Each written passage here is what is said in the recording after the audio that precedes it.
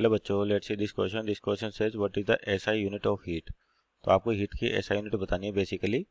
तो यहाँ देखिए, आपका जो हीट होती है, जनरल सी बात करें, आपके पास हीट एक तरह से एनर्जी ही है आपके पास।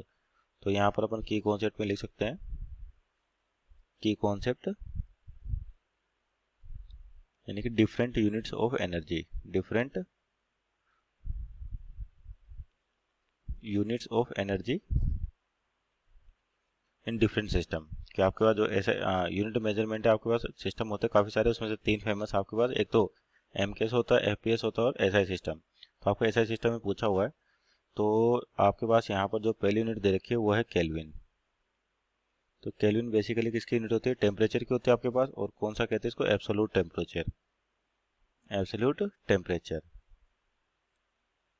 और जो उसके बाद सेल्सियस दे रखा आपको, तो सेल्सियस भी आपके पास क्या है? टेम्परेचर की यूनिट है, टेम्परेचर। और उसके बाद दे रखा है जूल, यानी कि जूल आपके एक बार से एनर्जी की यूनिट होगी। जूल क्या होगी? आपके पास एनर्जी की यूनिट है, energy unit in SI system, in SI system. तो आपके पास जो हीट है बेसिकली वो भी एक क्या होता है? फॉर्म ऑफ एनर्जी है। और एसआई सिस्टम में बात करें हीट की यूनिट, तो यूनिट ऑफ हीट भी क्या हो जाएगी आपका? जूल हो जाएगी। तो और एक जूल किसके बराबर होता है आपके पास? एक जूल होता है 1 न्यूटन मीटर के बराबर, 1 न्यूटन मीटर। और चौथा दे रखा आपको कैलोरी। तो कैलोरी भी बेसिकली किसकी यूनिट है? हीट की यूनिट है आपके पास।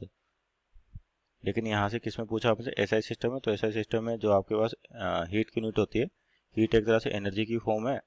तो यानी कि जो एनर्जी की यूनिट होगी वही एसआई आपके पास किसकी होगी? हीट की होगी। So our final answer is option number C, that is joule. Hope you understood well. Best of